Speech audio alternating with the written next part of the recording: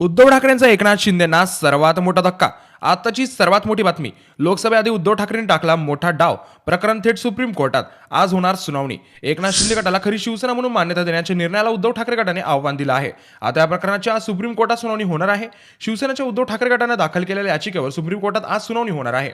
निवडणूक आयोगाच्या वतीने शिवसेना पक्ष आणि धनुष्यबाण चिन्ह हे दोन्ही मुख्यमंत्री एकनाथ शिंदे गटाला देण्यात आलं होतं. विधानसभा अध्यक्ष नार्वेकर यांनी आपल्या निर्णयात मुख्यमंत्री एकनाथ शिंदेंना पाठिंबा देणाऱ्या आमदारांचा अपात्र ठरवण्यास नकार दिला होता.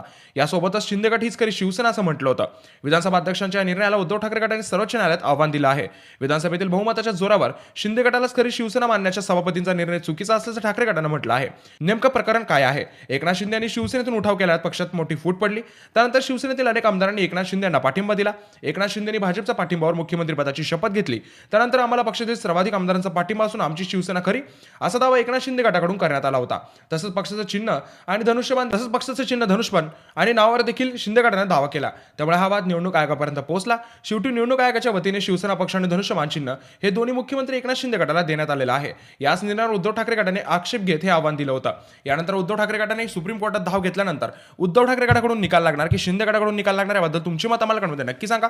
तुमचा सपोर्ट उद्धव ठाकरे की एकनाथ शिंदे याबद्दल देखील कमेंट करून नक्की सांगा. आणि अशाच व्हिडिओ रोज बघण्यासाठी आपल्या चॅनलला सबस्क्राईब करायला विसरू नका.